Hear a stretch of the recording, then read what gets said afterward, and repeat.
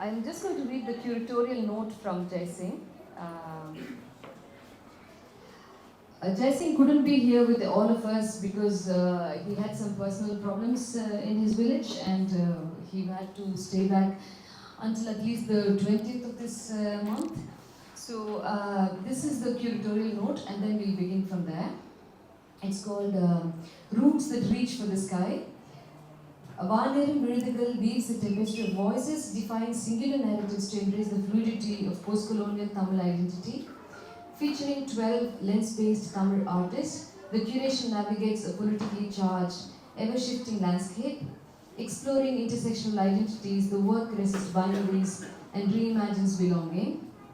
Channeling the spirit of Dravidian and Dalit movements, the show provokes reflection on being multiple, rejecting reductive norms of we are one. The Tamil new wave is of the many, the Tamil new wave is you. And the 12 artists featured there, and Jason wanted me to point out that there are 6 women and 6 men. The artists are Aishwarya Arubakam, Alina Tifan, Arun Karthik, Brinda Anantraman, Kritika Sriram, Oshin Shiva, Priyadarshini Ravichandran, Satish Kumar, Shankar Narayanan, Sridhar Balasubramanian, Steve is, and Vivek Mariappan. So I just wanted to start with pointing out something that before we go on to talk about Kritika's work and how she was influenced by Rama and the kind of images that when I read your work, madam, I always think that there's a very strong visual element to it, like whether it's Karaku or even recently this story of chasing away the ghost or the man who comes, the exorcist, and for me there is a personal connection. My grandfather was, in this job of chasing away the ghost. It's like, so yakadu sami vardu, pay vardu, so it was very special. But when he talks to me, he always would tell me something like, but that doesn't exist.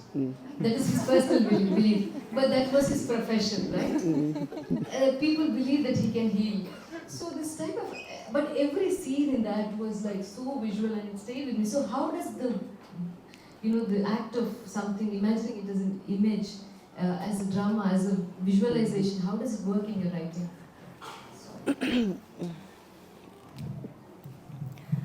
Actually, in that story, it is not imaginary story. I mean, as your grandfather told you, from my childhood, I too used to hear such kind of stories.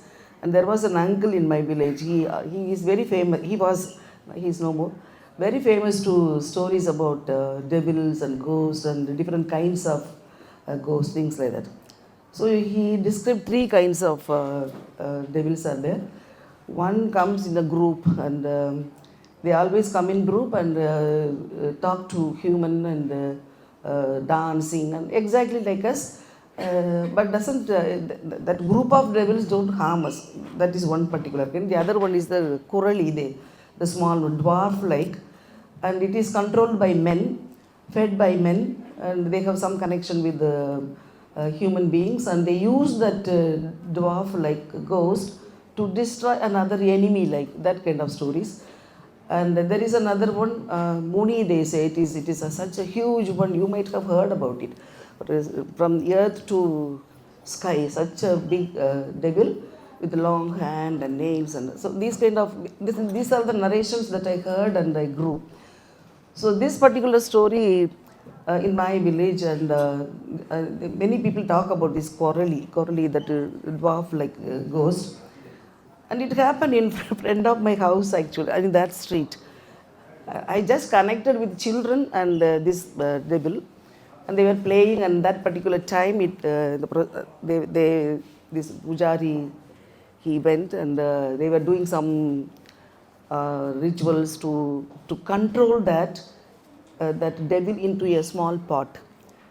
And normally it is a common story in villages. So I followed that. When Mr. Ragesh asked for a story like that, then I thought, why not this story? So, but I myself don't believe that. Then how to write this? That was a hesitation in me at the beginning. I refused to write. Then he said, you write something this is the need of the time. Then that girl Agila, she became the heroine of that story. Then she is a very cute, smart girl, and I mean, that particular statement that she professed, no pay, nothing. It is all the tree was burnt, and because of the lightning and thunder, and the village people thought only because of the devil it happened like. Then this particular child proclaimed there is no such thing, pay, and the tree burnt by devil. I think we don't believe that. We have studied in science lesson. It is through this electrified clouds. When they move, the thunder comes and lightning comes, and because of that current, it burnt. Nothing of that sort she completed. So I was very much inspired by that child's version. Then I thought I will connect all these things. Then I will write a story. That's how it came to the letters. Yeah. Thank you. Kritika, I want to know that, ma'am represents a generation that's, influenced us, it's now influencing you. When did you first encounter her work, and how was your connections? Yeah, so sadly, first I read the English version of her book, Karikku.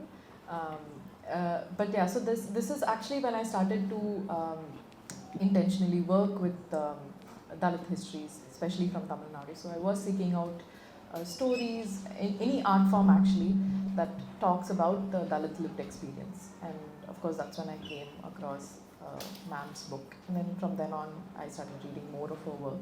But specifically, the one that I picked first, which was Karikku, was definitely more like sort of like influential later on going with the work that I did. We don't have, like, you must visit the exhibition, look at pictures of Anbu Magal and what is staged there. One of the things that I actually wanted to ask you is that you're photographing your own mother, and then you are there in one of the pictures, and then in one there's like somebody with a lot of petals arranged in the hair. And my whole idea was that this is really tremendously very different in terms of when people are immediately talking about photography or Dalit photography, it becomes a kind of an othering gaze, right? Like somebody goes, and I'm not even problematizing the other gaze, because sometimes the other gaze is a reaction to what is happening. Like you go to Dharmapuri, you see these homes being burnt. Like I was there in 2012, and 300 homes were burnt across 3 villages because of one intercaste marriage. And then you document that, like this is what happens in this country if somebody falls in love.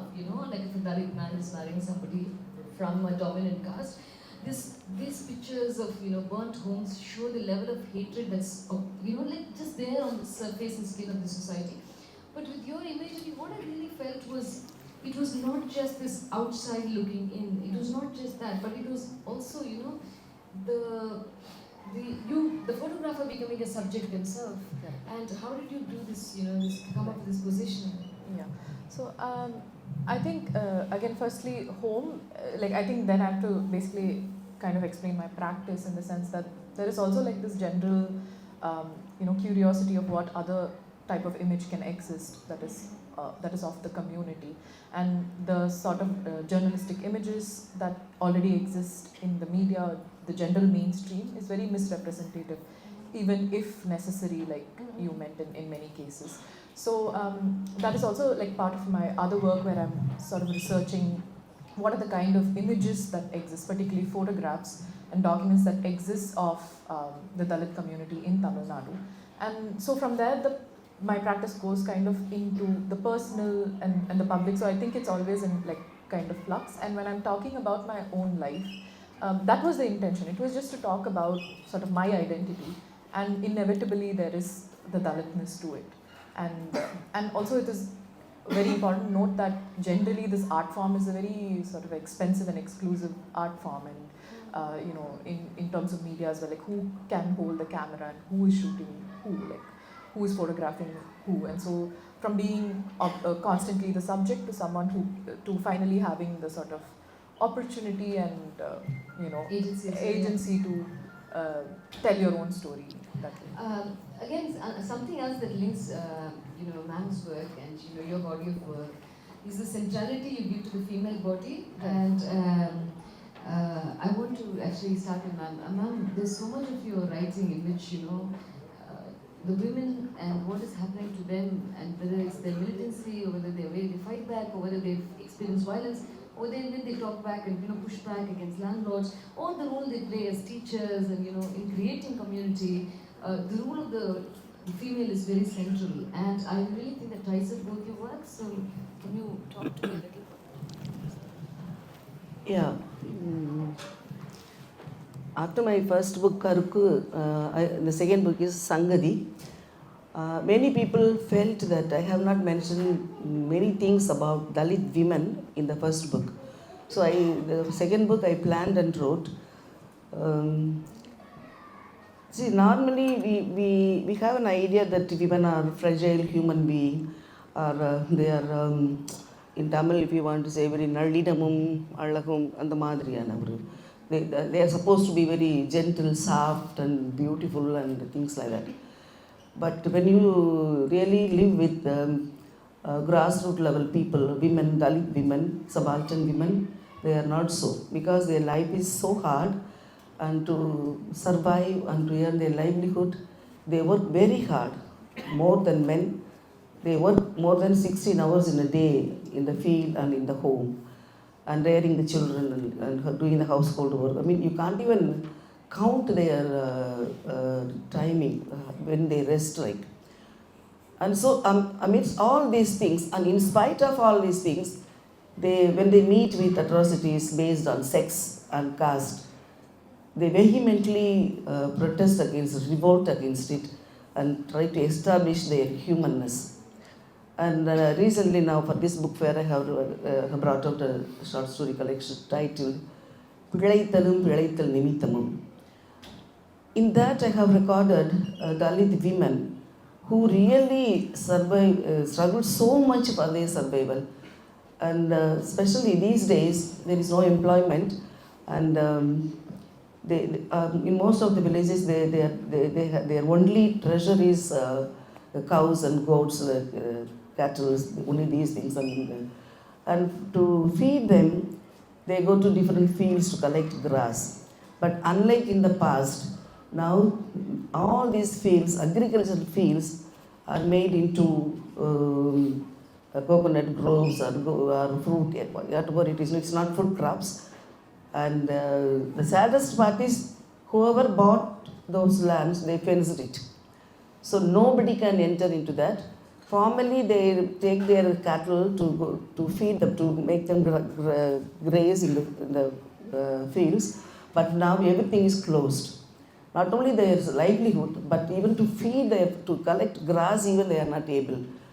So when they go, they were chased away. They shouted. The landowners shouted at them and used all kind of ugly words and abuse them. All these things they face, and they collect grass and come. And one particular incident, there are 10 stories in one particular story, titled as Tirthapatta Teerpugal. And there are so many events in that, and one particular thing is, 10 or 15 women, after collecting grass, they go to collect some firewood. And they have big knives to cut these thorns or woods, not the grown woods, but something they collect after the main part of the wood is taken away, and the small sticks like. So they tied everything and kept the knife at the top of it, and they went to collect some greens for their cooking. But when they come back, one of their knife is lost. It is not found there.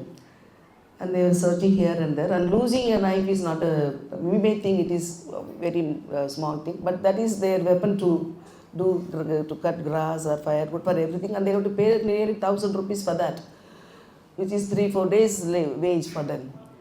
So they were seriously looking here and there, and they found one particular lady sitting in a mango grove of her own and guarding that and watching these women. So after a long time, one of the Dalit women, she doubted that woman.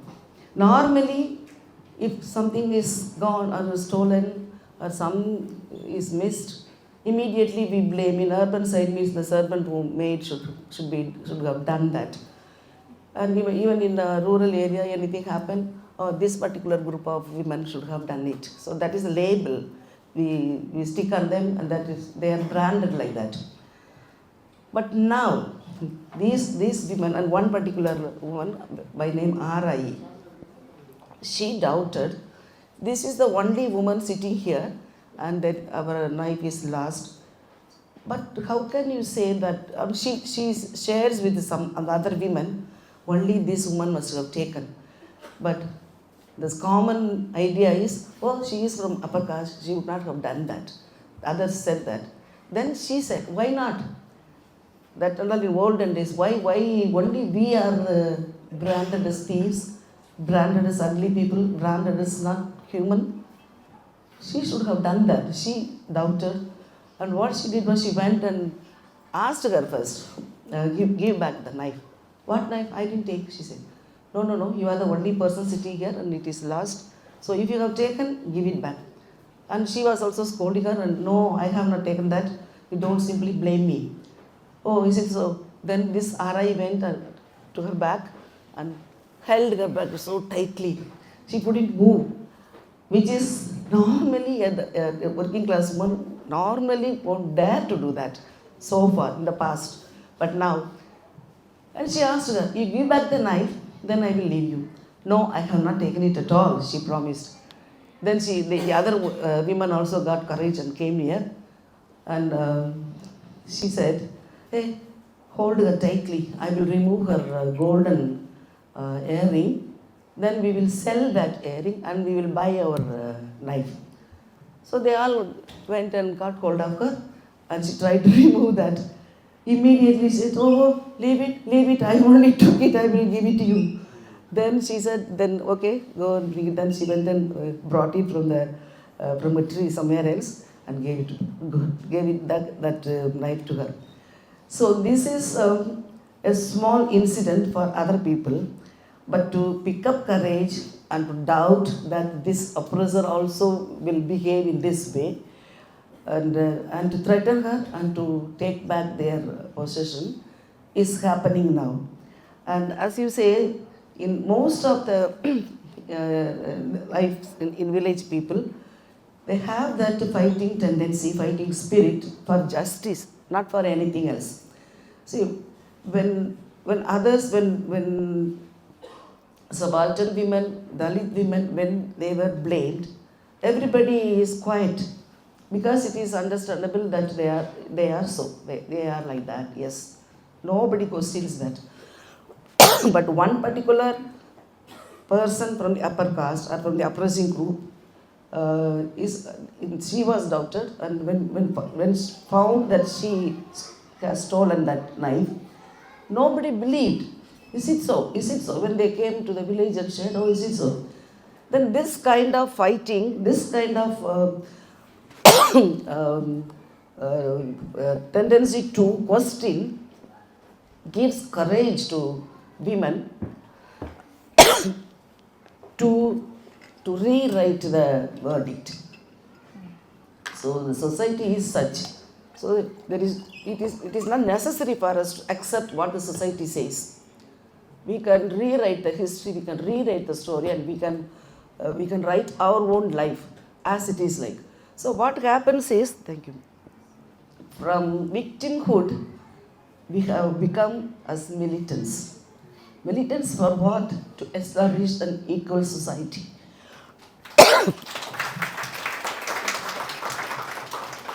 And that moral outrage, it is necessary. Whereas it is considered or it is believed that these people, once they were so submissive, so polite and this and that, now they are raised their heads and they question us, they are behaving in a different way.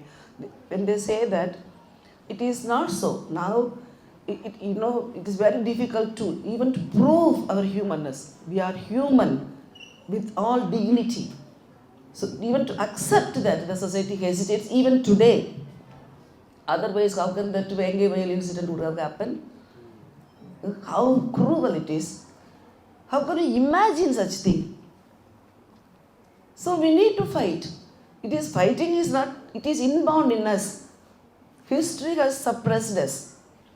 Now that Arachitam we say in Tamil, now we develop and we know that kind of awareness. The first step is awareness that we are victimized, that our rights are stolen, that we are not treated as human beings, especially women.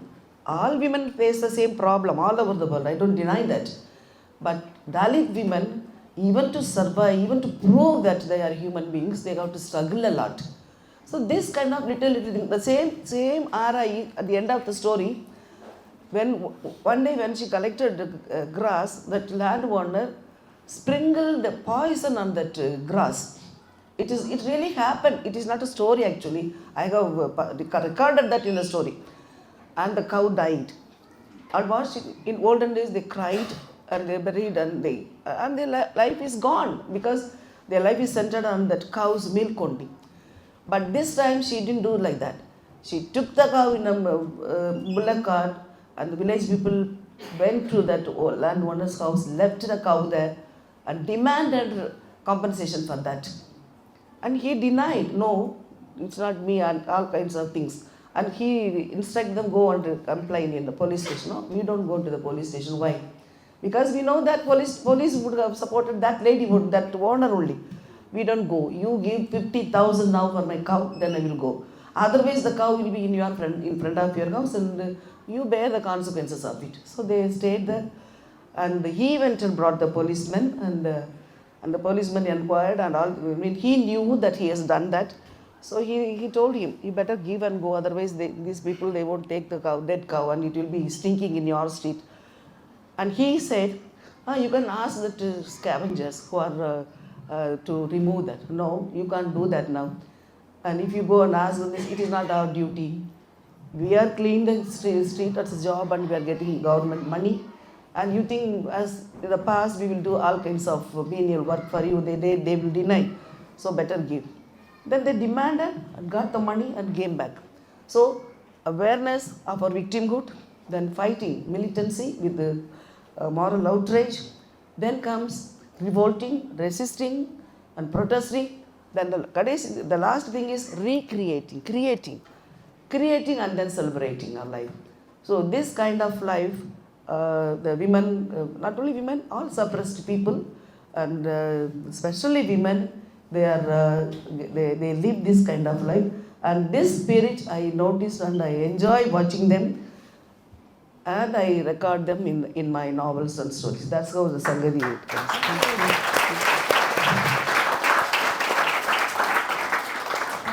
you, ma'am.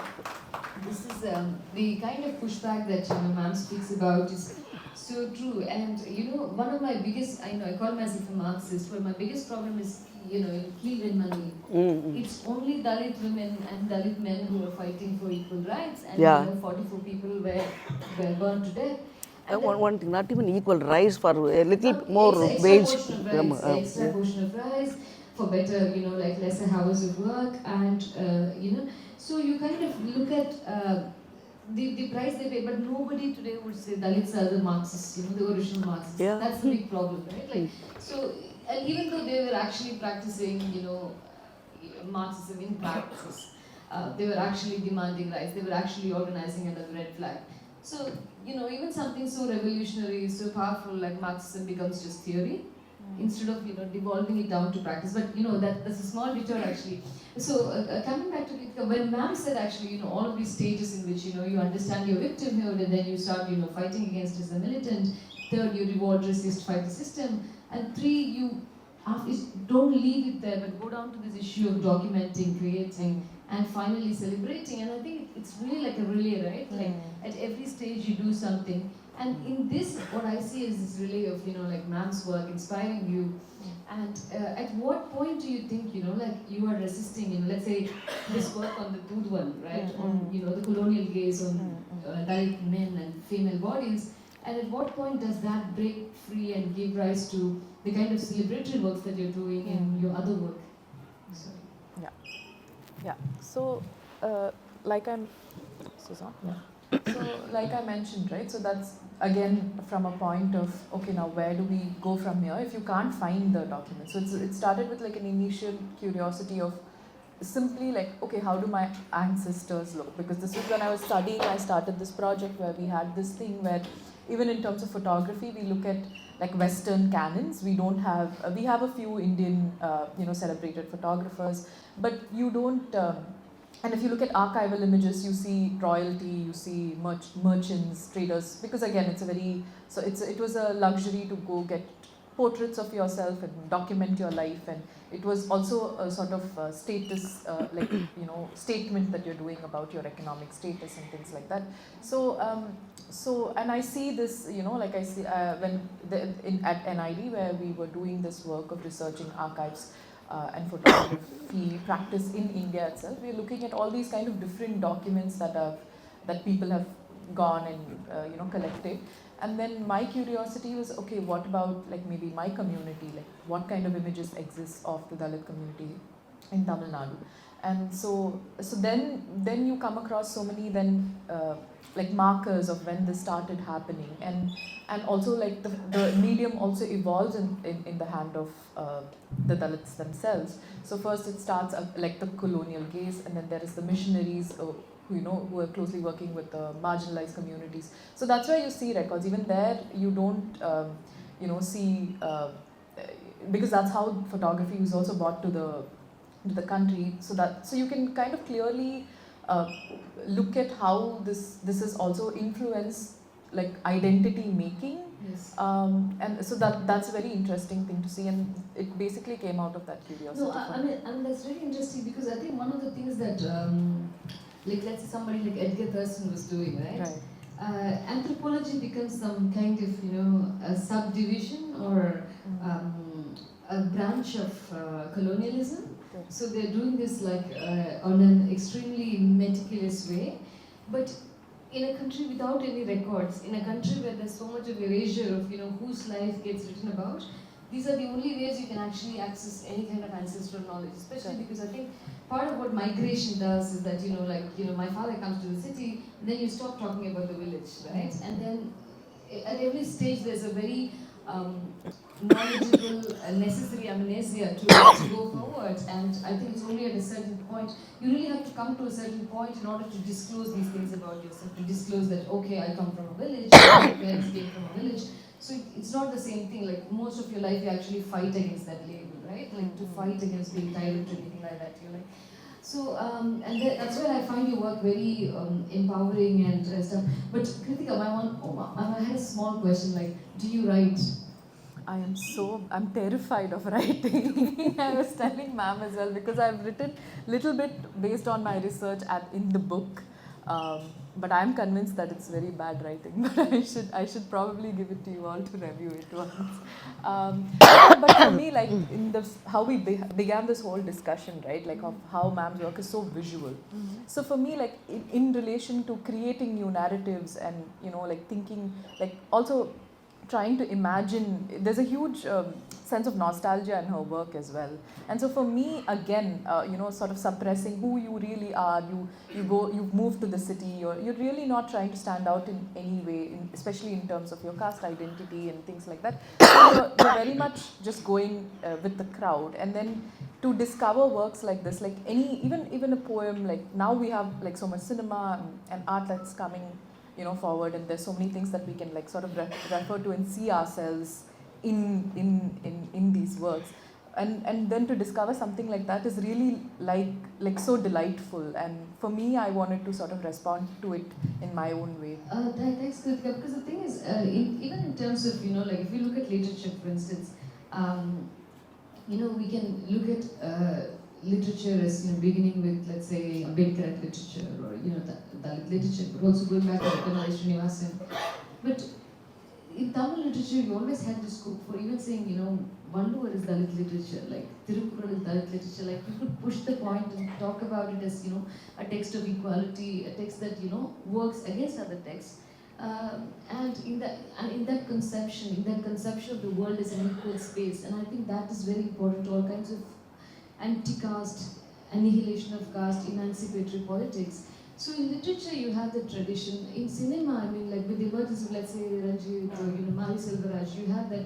But do you, Kritika, do you feel that within photography, like, do you think you're pushing new ground? Do you think there are others whose work you can borrow from? Because Jai Singh, for instance, and really I have to share this. I mean, like, I really want to let the two of them talk, but Jai Singh is not here. So 20 years ago, I met Jai Singh when I was, a PhD student myself, and so it was very interesting. He's this guy who introduced me to bell hooks, and then that became very important in my own writing because my PhD is in critical pedagogy. It's about how do you teach to transgress, and he's the one who like gives me this book Ways of Seeing and says, so this whole idea of how to this very cross random influence, because we both come together because we are like big fans of the BCK and Dalit politics, and strangely as a photographer, he starts making sure what I read and what I get exposed to. And so I owe a lot of my life, in that sense, to my artistic journey to Jai Singh.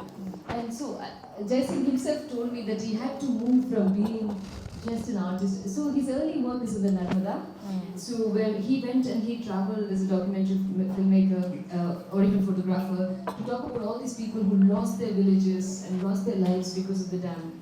And then his second work, I think, which again I wrote, all the text for it, was about the salt mines of Maracana and the kind of life that people lead, how quickly you become blind, what happens to your skin when you work with salt for such a long time. And then it was all of these, projects that I came to learn and, work alongside Jai Singh. And today he was telling me something, because he's absent and he asked me to say this, Meena, I had to move or embrace this idea of being a curator so that the idea of curatorship doesn't get hijacked. So that when I am a curator, even if I'm a photographer, I'm able to include other people's voices. I'm able to include someone like Ritika, make her work part of what gets received. So how do you, there are two questions here. Do you see yourself belonging to a tradition of pushing against, and how do you feel like how do we expand this? How do we get new voices in? How does your work speak to your contemporaries? So I feel like for me, in terms of, relating to any other sort of work, of course, like just like how the movement is so inspired by the Black movement, I think I look at Black artists, Black photographers, and I'm able to like sort of relate a lot to that.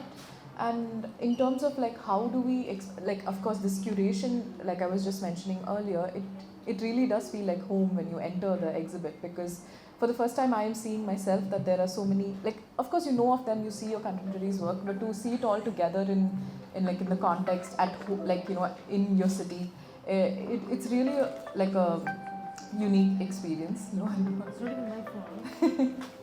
Okay. Yeah. Is it mine? It's inside your book. Oh. Yeah. So what was the other question? Sorry.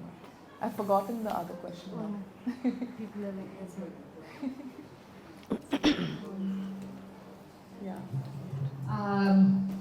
No, I'm sorry. My mother always says that, the level of slavery that you face in your life depends on how many devices you have. So I have 3 phones at this point, so Yeah. I'm like deep in bonded labor.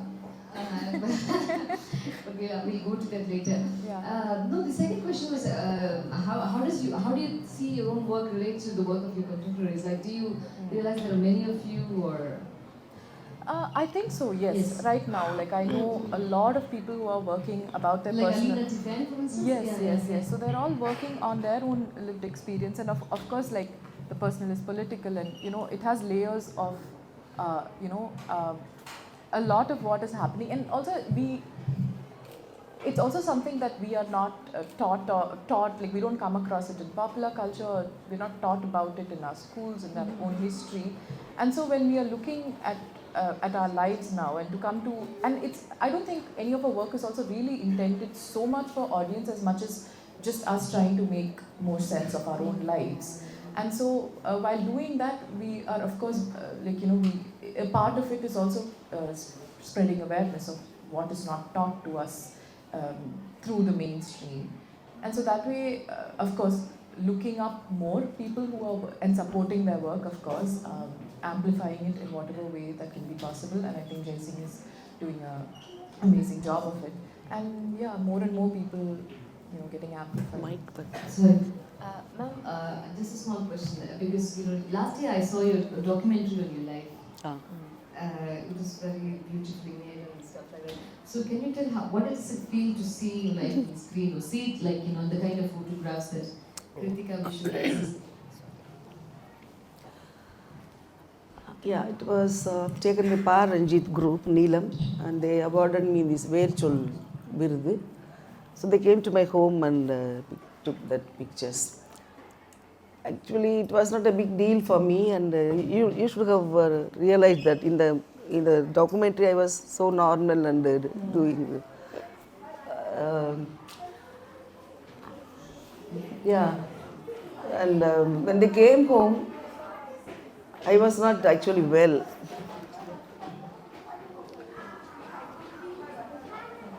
And I told them not to come that particular time, but they told me in the month of April, Ambedkar's month, so before that we have to finish it. So anyway, they came, I couldn't cooperate with them. But when I watched the documentary, I liked it very much. And my home and the lady who was with me singing, and it was so cool and natural, like I didn't have any special things like that. And when they questioned me, and when I walked through the streets only, I felt like very shy because my people, they looked at me like that, and why are they coming and taking this and that and all. But I was not able to explain to them. And anyway, and I went to the school where I studied, and all those things then brought back all those memories to me. And when I went to my house, which was practically empty because I lost my parents, brother, sister, everybody. And those times I really was, broken down. And the whole thing was actually a mixture of joy and sorrow, like the whole life went like that. But my people, my village people, they cooperated very well with them and followed us everywhere. And I spoke to them that I am awarded for my work, and they knew what I had written, like, and they fought with me for my first book, Karko, also.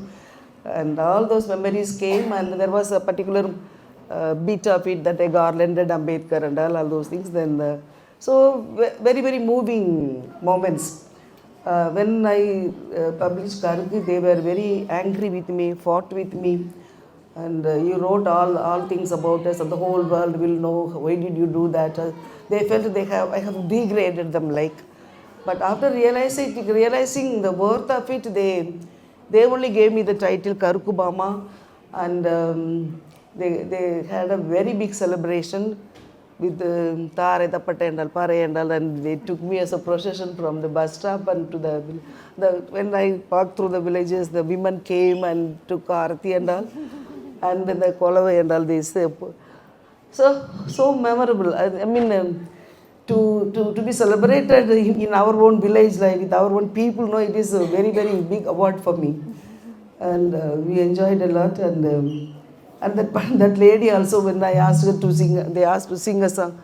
I will sing folk song, this, and immediately she sang a religious song and something like on Murugan, like.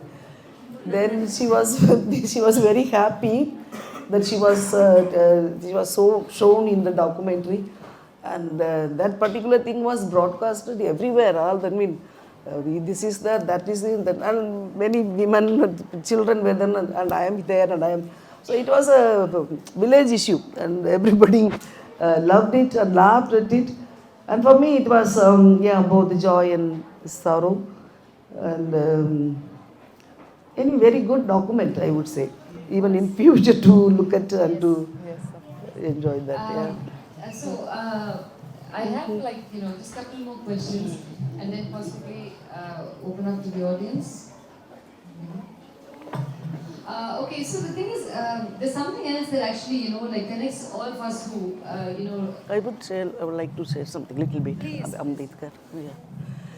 Yeah.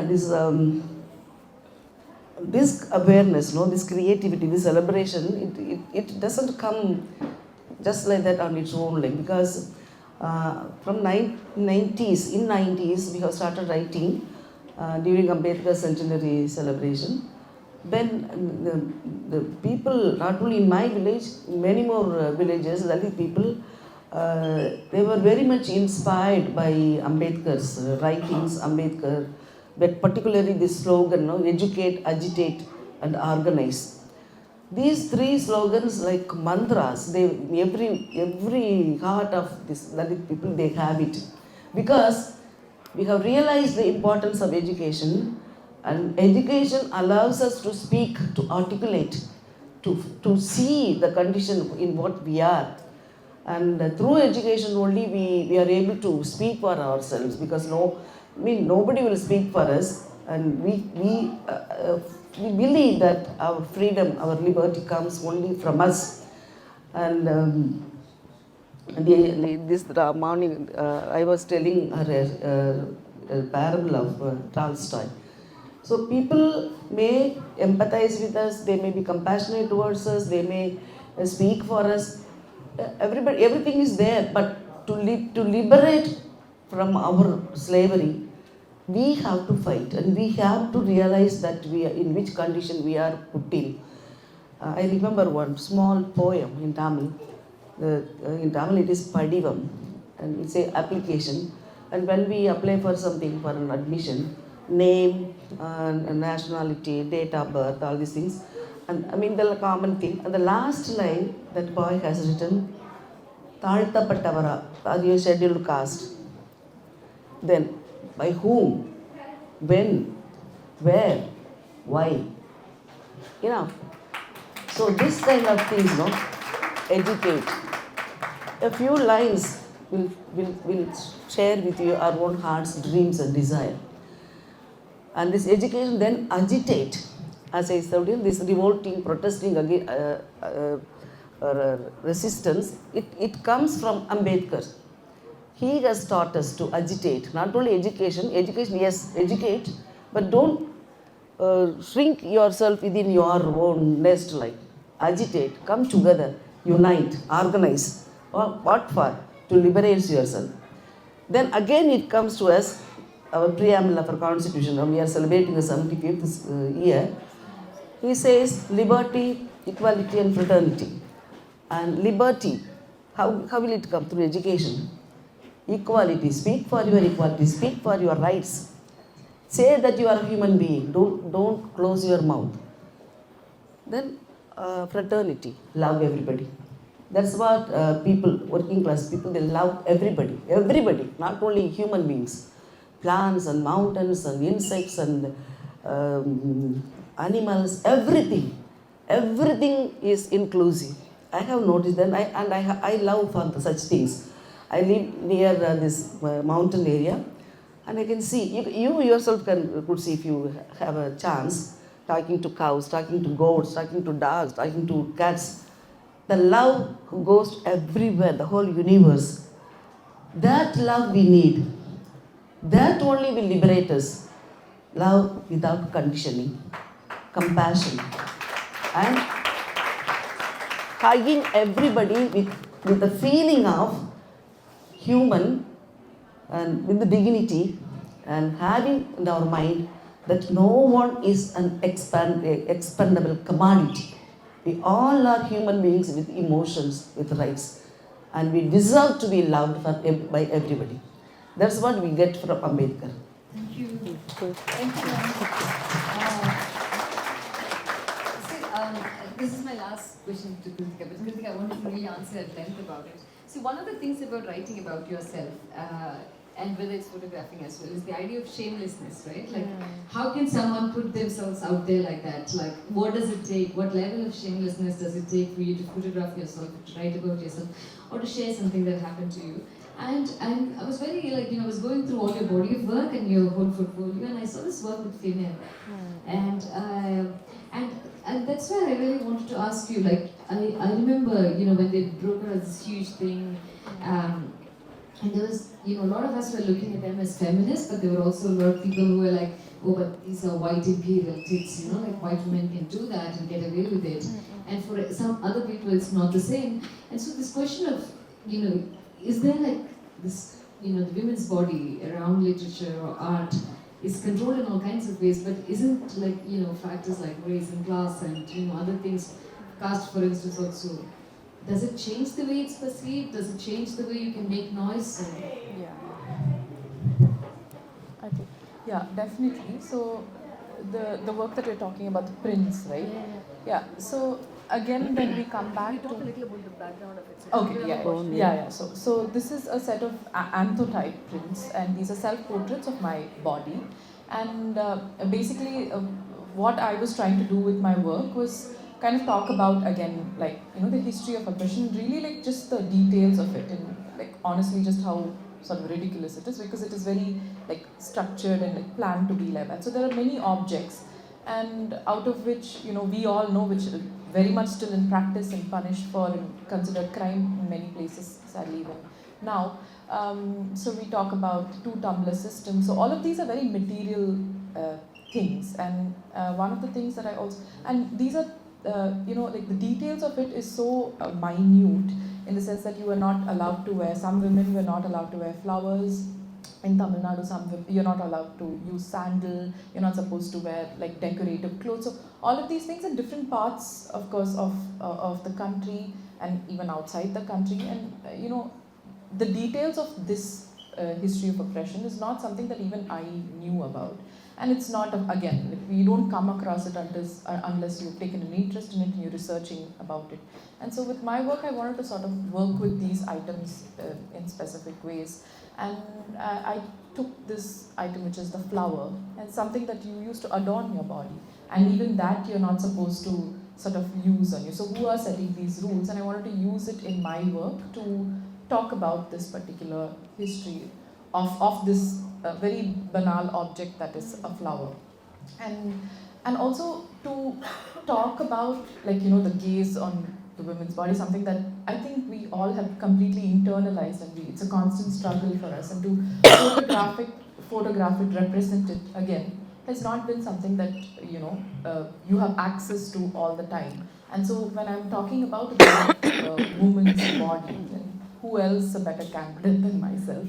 And so I turn the camera towards myself, which is an act in itself that is not accessible to the community for a very long time. Definitely, and this is where I think it's very interesting, because we are living in a time where literally all of us are taking selfies. Correct, yeah. And all of us have become each of us has a favorite filter. I'm a big selfie thirst trap poster. Yeah. So, and the thing is, we all know which are our good angles, and like the way, but that doesn't enter, or that it's beginning to enter, I think, this kind of understanding and, in the art world itself, because literally everybody is taking selfies, right? Like the self-commodification, or what do you call self-objectification. I think, but that is also culturally commented upon right now with the use of social media, right? The fact that it's so democratized to take a picture, but then we still can segregate and discriminate in that, in talking about, what is cringe and what is good content and what is bad content. And so there is a discrimination within that, and like sort of like mocking that, and standards as well. And that is also extremely casteist. So now we are also entering a space where we're looking at, like digitally in the internet, how does casteism, how is it still practiced and upheld? And this is definitely one way that Yes, I'm very well aware of that. So I don't know what I was talking. No. We were talking about correct. What it means to represent yourself. Correct. Yeah. So then I'm looking at, and also talking about how the woman's body is basically like central to this whole upholding of the caste system, where you control it, you control who they marry, who they reproduce with, and because if that collapses, then this ceases to exist. And also any sort of like caste-based justice, or if you want to punish someone, you go sexual violence on their family members. So it's also like the kind of like the place where you carry out all of this violence. And so I wanted to talk about all of these things, and because photography is my medium, I try and use all of these different things to kind of layer and talk about these Thank you. topics. Yeah. So I'm going to allow the audience to ask a couple of questions, maybe. Yes. Should I give you this mic? Is there a mic? Yeah. Sorry, I've taken your mic, but so the question I had was this discussion reminded me of a discussion that I had with my classmates. And there's this period in our class where we have general studies, and one class the topic was caste and caste divides, and we start talking about it, and I see that some of my friends have a lot of anger towards the reservation system. And in general, the new generation does not understand how the reservation system came into place and why we really need it. So how do we deal with this anger that the new generation has towards a lot of these things that the old generation put up in place only to deal with this system? I think ma'am should answer this question. She has more. Actually, more than 1,000 times I have answered to this kind of questions. especially when you go to the north. This is definitely one question on reservation. The northern universities or colleges. See, reservation, we misunderstand it. We think, okay, this is given by birth. This, I mean, if you are born in this caste, okay, reservation for you. That is not the thing. Education was denied to people, one section of people, for thousands and thousands of years. But the other section of people, they were privileged to get that education. Even Ambedkar, he suffered a lot to get this even primary education. He was not allowed to sit inside. He was humiliated to the core, not even able to take water in the common pot to drink. Even after becoming a famous man, he was not given a room to rent and live. So many things. When you read his history, you will know. So he was the one. This reservation is based on equal rights. It is not a saluga. It is not a gift like donation, like not like that. No, it is not so. Because you denied these people to come up in life. I mean, we all are human beings, but how can you deny education, which is very, very essential to one particular group? Only after the missionaries came to India, we were able to get education. So this is the real situation. For example, when you are conducting a competition between two people, even in games and running race, and okay, juniors, seniors, we separate them. We separate them according to ages. Below 15, above 15, for any game, for any competition. That is fair. But if you say the 5th standard girl should run with a +2 girl, what is justice there? Who will win? So any human person with consciousness will think it is not fair to ask this 5th standard girl and +2 girl to participate in the same competition.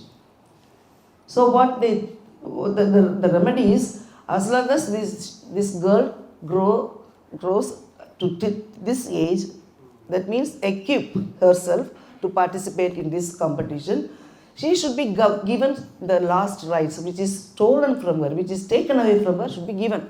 That's what we demand, that's what is given. So it is not that you like a beggar and you are throwing something to the dog, like it's not so. But people misunderstand that, and they are using all kinds of rough and tough words to hurt people.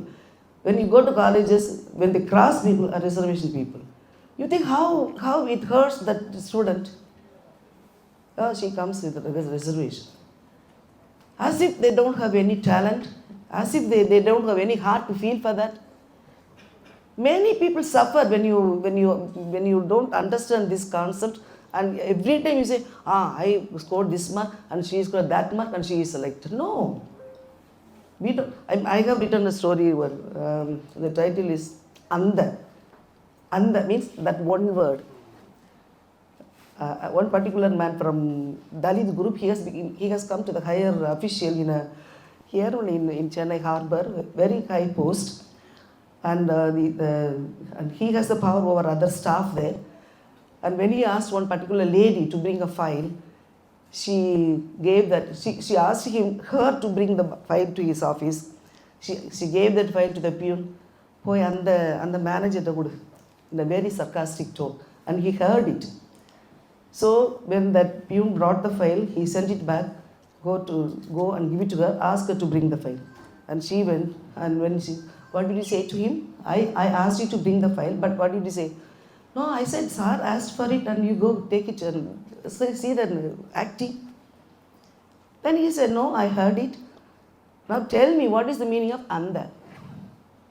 Anda manager, what do you mean by that?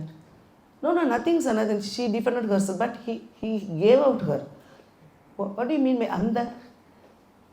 He knew. I mean, this kind of little things, no?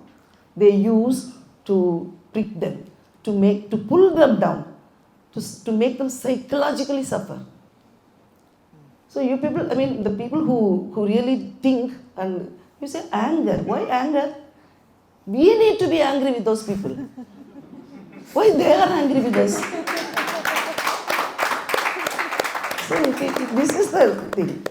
Maybe in future, if all the human beings are standing on the same platform, we ourselves will say, no need of reservation, we will compete with you.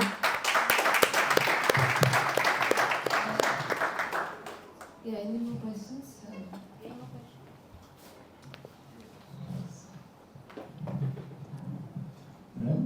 First, I want to know what is the contribution of Dalit to the Dalit's contribution to upliftment of fellow Dalit. Dalit contribution of other Dalit. Some Dalits are so educated, Yes. and they are living in cities so advanced. What their contribution for upliftment of fellow Dalits? Okay.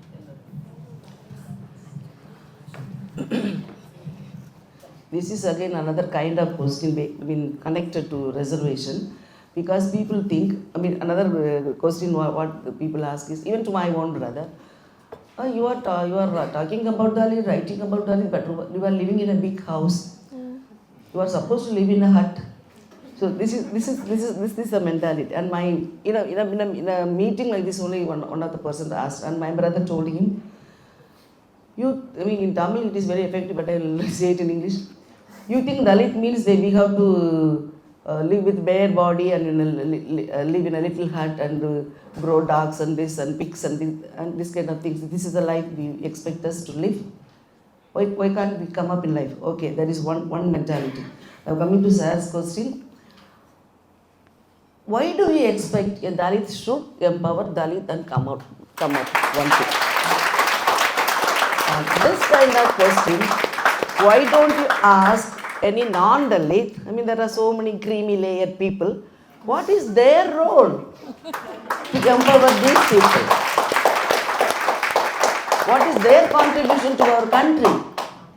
We don't question them at all. Our botheration is only these people. Why can't you lift them up? Why can't you help them? Why do we live this kind of... All the time pointing to us. Why? Those people can empower us because they have stolen our rights, stolen our place. You are saying about the minister.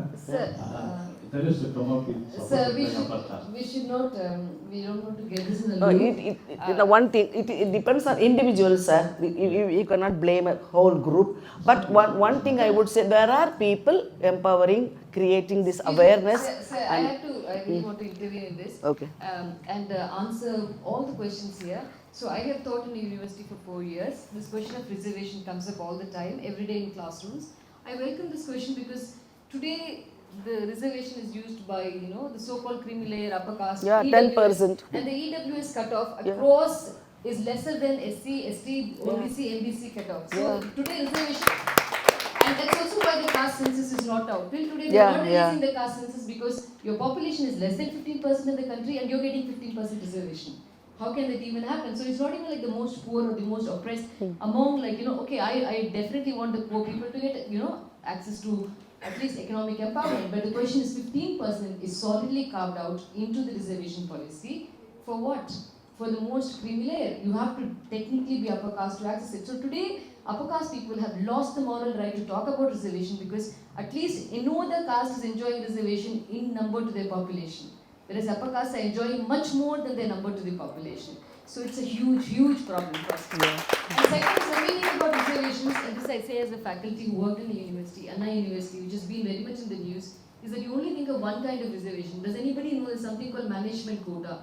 Across, you talk about NRI quota. There are boys in my class who used to be from NRI quota who never left the country. Then how are you in the NRI quota? My uncle lives in Canada, he sponsors me. My uncle lives, someone with H1B visa, living in America, sponsoring another guy who's literally never gone, no scent of New York or anything. But I'm studying here under NRI quota. So there's ways and ways in which reservation is enjoyed by people, but who look down on others. So this is something. The second question about, Dalits empowering. Yes, Dalits have empowered us. I mean, it's somebody like Ambedkar, why? Yeah. Like, why I'm here. In this country, and this is very important, it's not only a Dalit issue, where I say, in this country, if you look at the 1921 census, less than 2% of Tamil women in the Madras census were able to read and write. So how is it possible you're all on stage as women? It's because of, the Justice Party made compulsory education for girl children. So this is, people empowering each other. This is Ambedkar empowering us, Periyar empowering us.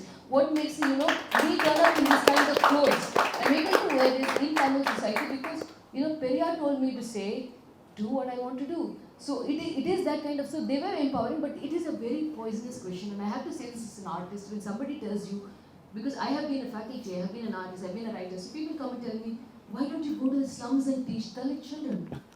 On the one hand, it sounds really genuine, it sounds like, but that basically says, you go back to where you came from, I will take this elite space. I will take the space of the British Council, I take the space of the INC, I will take the space in every international arena. You go do you, but I don't want to do me. You go do me.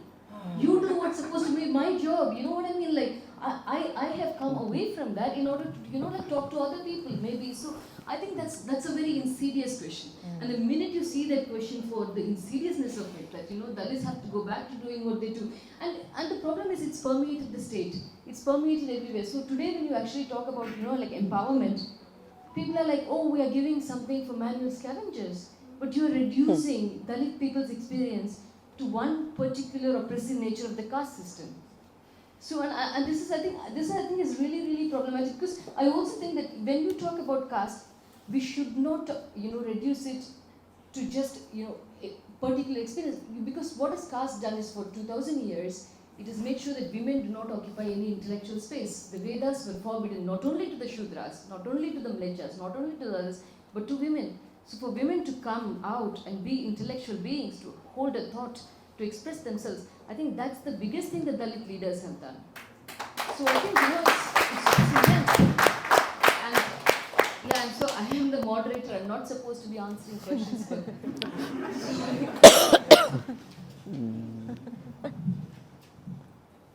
Oh, sorry, any other question, or do we conclude?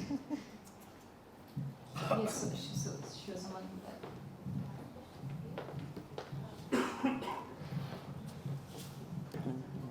I have a question for Pratik. Since it's your project, why did you name it Dear Daughter and not Dear Mom? Okay. Yeah. So this somebody else also asked me. So actually I found a letter that my grandmom wrote to my mom. She only showed me. So it starts with that Anbu Magal, and she doesn't know to write. So she dictated it and somebody wrote for her. And for me, again, because it is based on Karka, and for me, like it, and also this is another question, when I was discussing this with ma'am also, where when you write something like a or biofiction or something like that, and then if I'm basing my work on something like that, so people are like, oh, did this happen to you also? So did this terrible thing happen to you? But there are so many parts to that writing which is not just about terrible things happening to people. And so for me, I could relate to so many small aspects of that lived experience, and a lot of it was also the kind of stories that my mum used to tell me of what from her life and her mum's life and things like that. And so for me, it's across generations, and it is also not particular to me writing to somebody, very much like the book where everybody is talking about how they see themselves, and they talk about how this is like somebody wrote my story. So that is how the title sort of came.